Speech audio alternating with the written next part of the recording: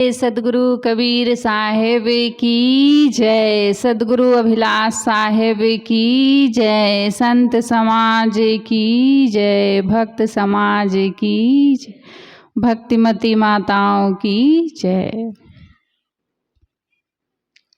चलो एक भजन पहले गाते हैं, सब लोग गाएंगे।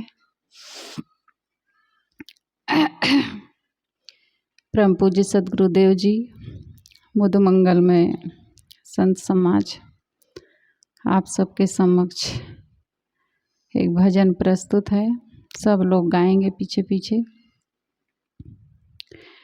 ले लो गुरु जी का ज्ञान, अवसर सुंदर मिला। ले लो गुरु जी का ज्ञान, अवसर सुंदर मिला। ले लो गुरु जी का ज्ञान, अवसर सुंदर मिला। ले लो गुरु जी का ज्ञान, अवसर सुंदर मिला। भागे जगे तेरे नर्तन को पाया, भागे जगे तेरे नर्तन को पाया। फिर भी गुरु ज्ञान तुझको न आया, फिर भी गुरु ज्ञान तुझको न आया।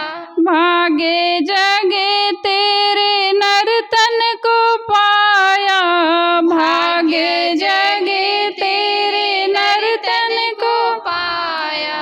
फिर भी गुरु ज्ञान तुझको न भाया, फिर भी गुरु ज्ञान तुझको न भाया। चेत कर ले यारे नादान, अवसर सुंदर मिला। चेत कर ले यारे नादान, अवसर सुंदर मिला। ले लो गुरु जी का ज्ञान, अवसर सुंदर मिला। ले लो गुरु जी का ज्ञान, अवसर सुंदर मिला। माया की मस्ती में काहे को भूले, माया की मस्ती में काहे को भूले। साथ न देंगे जिन पर तू फूले, साथ न देंगे जिन पर तू भूले। कर भक्ति भजन शुभ दान, अवसर सुंदर मिला। कर भक्ति भजन शुभ दान, अवसर सुंदर मिला। ले लो गुरु जी का ज्ञान, अवसर सुंदर मिला। ले लो गुरु जी का ज्ञान, अवसर सुंदर मिला। मानो जीवन का करो कल्याण, अवसर सुंदर मिला। मानो जीवन का करो कल्याण, अवसर सुंदर मिला। सत्संग की गंगा में गोता लगा ले, सत्संग की गंगा में गोता लगा ले। भक्ति की युक्ति गुरु जी से पाले, भक्ति की युक्ति गुरु जी से पाले। राह मुक्ति की तू पहचान, अवसर सुंदर मिला। राह मुक्ति की तू पहचान, अवसर सुंदर मिला। ले लो गुरु जी का ज्ञान, अवसर सुंदर मिला। ले लो गुरु जी का ज्ञान, अवसर सुंदर मिला। मानो जीवन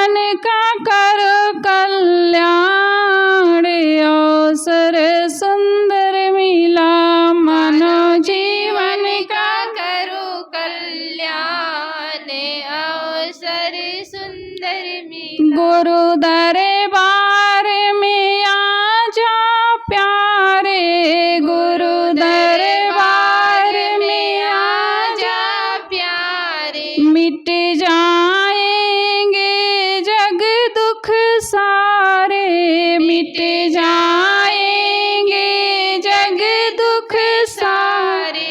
बनो कहता प्रभाकर महान, अवसर सुंदर मिला। बनो कहता प्रभाकर महान, अवसर सुंदर मिला। ले लो गुरु जी का ज्ञान, अवसर सुंदर मिला। ले लो गुरु जी का ज्ञान, अवसर सुंदर मिला। मानो जीवन का करो कल्याण, अवसर सुंदर मिला। मानो जीवन का करो कल्याण, अवसर सुंदर मिला।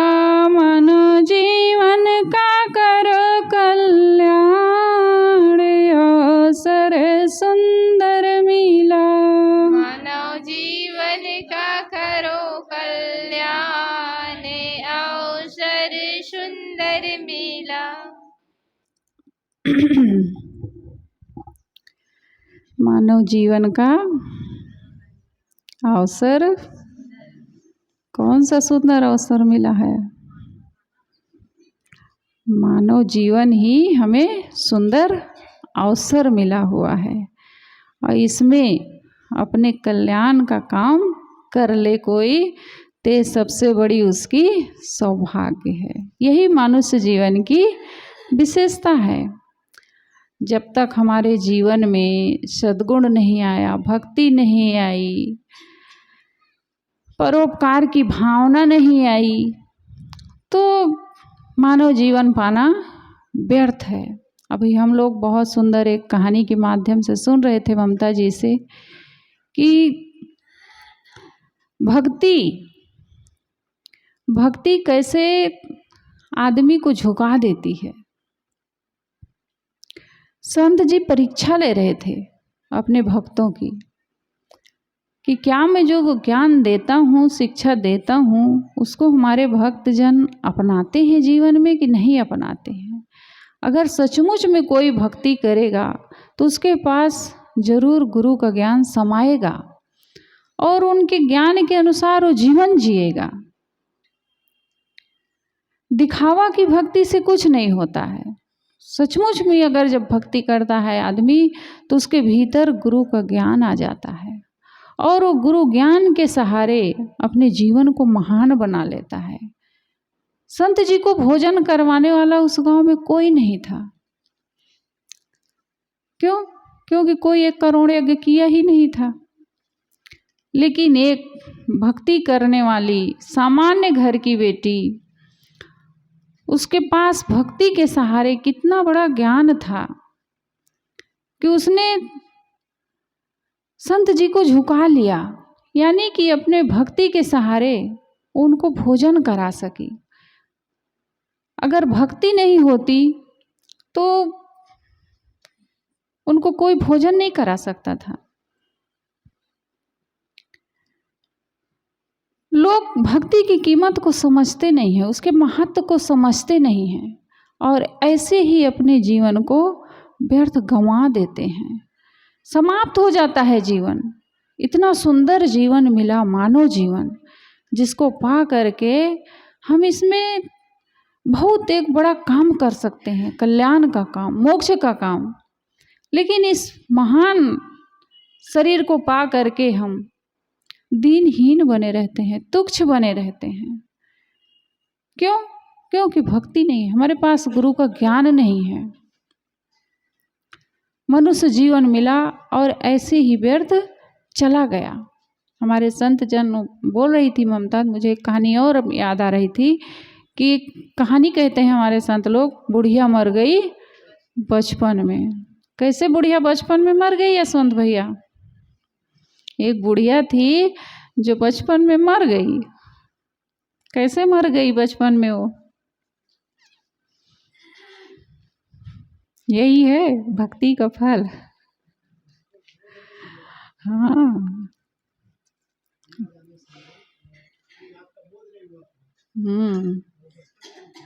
हाँ। अगर हमारे भीतर गुरु का ज्ञान नहीं आया, भक्ति नहीं आई, बोध नहीं हुआ, समझदारी नहीं आई, तो बचपन में ही मर जाता है। जैसे कई लोग होते हैं बूढ़े रहते हैं लेकिन उनके पास बचपना बना रहता है। छोटी छोटी चीज़ों के लिए बच्चों जैसे वो रूठते रहते हैं। भले बूढ़े हो गए लेकिन इतनी चीज़ें अगर उनको कम मिल गई तो फिर उसको कहेंगे कि हमें कम मिल गया या हमें दिए नहीं, उसको लोगों से शिकायत करेंगे। ये नहीं सोचेंगे अरे बच्चे लोगों को खाने दो, ये सब खाने पीने वाली चीज़ें हम तो बहुत खा लिए हैं, बहुत दुनिया देख लिए हैं, ऐसा नहीं सोचेंगे। वो थोड़ी थोड़ी चीज़ों के लिए हमें कम मिल गया या हमें मिला ही नहीं, इसकी शिकायत करते हैं। ये सब बचपना है और कुछ नहीं है। छोटी छोटी चीज़ों के लिए हम रूठ जाएं, उदास हो जाएं, उसके लिए लड़ जाएं, भिड़ जाएं, तो ये सब हमारे बचपना का ही लक्षण होता है। तो ऐसी कहानी हमें बहुत बड़ी एक सीख देती है कि एक बुढ़िया थी जो बचपन में मर गई। अब कैसे बुढ़िया बचपन में मर गई? बूढ़ा भी मर जाता है बचपन में, ऐसे नहीं है केवल बुढ़िया ही मरती है, क्योंकि कहानी बनाने वाला पुरुष शरीर है इसलिए वो बुढ़िया का नाम ले दिया है। लेकिन बूढ़ा हम लोग अगर बनाते तो हम लोग कहते एक बूढ़ा था जो बचपन में मर गया। तो दोनों के लिए है, एक के लिए ही नहीं है। जिसके पास गुरु का ज्ञान नहीं आया वही बचपन में मर गया। कहा जाता है कि जो लड़की थी सत्संगी घर की थी, उसके पास ज्ञान था, बोध था, उसने संत को निमंत्रित किया और निमंत्रित करके अपने घर बुलाया कि प्रभु भगवान आप हमारे यहाँ आइए और भोजन कीजिए, प्रसाद ग्रहण कीजिए। तो संत जी कहे ठीक है बेटी, आऊँगा आपके घर में, मैं भोजन करूँगा। संत जी जाते हैं उसके घर, दोपहर में 12 बजे पहुँचते हैं। माता जी, माता लोग हमारी ध्यान सुने।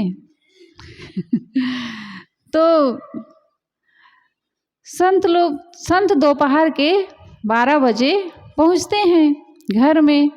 तो जो सत्संगी घर की बेटी थी उसको ज्ञान था। संत नवयुवक थे, बहुत कम उम्र के थे, देखने में बहुत सुंदर। तो वो कहती है कि संत भगवान आप इतना जल्दी क्यों आ गए? तो उसका ससुर था, लेटा था, वो सुन रहा था। कैसे बोल रही है, खाने का समय हो गया है और ये कह रही है कि बहुत जल्दी क्यों आ गए? तो खाने का समय है, कैसी पागल है, इतना पढ़ी लिखी है फिर भी ऐसा क्यों बोल रही है? तो संत ने कहा बेटी हमें समय का पता नहीं था, हमें समय का पता नहीं था, इसलिए मैं आ गया। तो उसके जो ससुर थे वो कह रहे हैं ये साधु भी कैसा है, लगता तो पढ़ा लिखा है लेकिन ये भी कैसी कैसी बातें कर रहा है कि हमें समय का पता नहीं था, दोपहर है, खाने का समय है, फिर भी कह रहा है कि हमें पता नहीं था समय का। फिर आगे संत जी उस बहू से प्रश्न करते हैं कि बेटी तुम्हारी उम्र कितनी है? तो लड़की कह रही है, वो बहू कह रही है, उत्तर दे रही है कि संत भगवान हमारी उम्र अभी 5 साल है। तो उसका ससुर कहता है कैसी बेवकूफ़ है, ये 20-22 साल 25 साल की है, युवती है और कह रही है कि मेरी उम्र 5 साल की है, ये कैसी नादान है। तो संत ने कहा अच्छा फिर कि तुम्हारे पति की उम्र कितनी है बेटी? तो कहती है कि भगवान मेरे पति की उम्र तो अभी 2 साल है। कहते हैं अच्छा ठीक है। अब उसके ससुर का तो दिमाग ठनक गया, ये कैसी पगली है, कह रही है अपनी उम्र 5 साल की है और अब मेरे बेटे की उम्र को कह रही है कि 2 ही साल की है। फिर संत पूछते हैं बेटी तुम्हारे सास की उम्र कितनी है? ससुर जी का तो दिमाग ठनका है, उनको पता नहीं क्या है बता देगी। तो कह रही है कि भगवान मेरे सासू की उम्र जो है वो 6 महीने है। कहे अच्छा वो तो बिल्कुल तमतमा गए हैं कि ये कैसी पागल है कि कह रही है 6 उम्र है, वो पूरा 45 साल 50 साल की हो गई हैं, और ये कह रही है कि वो 6 ही महीने की है। फिर कहते हैं कि बेटी तुम्हारे ससुर जी की उम्र कितनी है? अब तो ससुर जी बेचारे एकदम घबरा गए हैं, मेरे लिए पता नहीं क्या बोल देगी ये। तो कह रही है कि भगवान मेरे ससुर जी तो अभी पैदा ही नहीं हुए हैं, अब तो उनका और पारा गर्म हो गया, जाने दो इस साधु को, तब तुम्हारा बताता हूँ। तो फिर कहते हैं संत जी बेटी तुम बासी खाती हो कि ताज़ा खाती हो? अब ससुर जी और बेचारे पागल हो गए, अब तो मेरी नाक गई कटी, पता नहीं क्या बोल देगी ये। ससुर जी का वहाँ से सुन रहे बैठे बैठे, कान लगाए हैं, और अब पता नहीं क्या बोलेगी ये। वो कही भगवान ताज़ा कहाँ खाने को मिलेगा, अभी तो बासी ही खा रहे हैं। ससुर जी तो सोच रहे हैं कितना जल्दी ये साधु जाए घर से हमारे। वो संत जी को भोजन करवाती है, विदा करती है, उनको पूजा पाठ दे के चले जाते हैं। अब जैसे ही संत जाते हैं तैसे तो ससुर जी कमरे से निकल करके महाभारत खड़ा कर देते हैं। तो कैसी नादान है, कैसी मूर्ख है, कैसी कैसी बातें संत से उल्टी सीधी कर रही थी। हमने सुना है कि जिसके घर में संत आते हैं उसके घर बाहर आ जाती है खुशियों की, और तुमने तो हमारे घर में महाभारत ला दिया है। क्या क्या बातें कर रही थी, इतनी तो नादान है, बेवकूफ़ है। उसने कहा चलिए बाबूजी चलिए संत के पास चलते हैं, वहीं आपका समाधान होगा। गए दोनों, बहू को लेकर के गए संत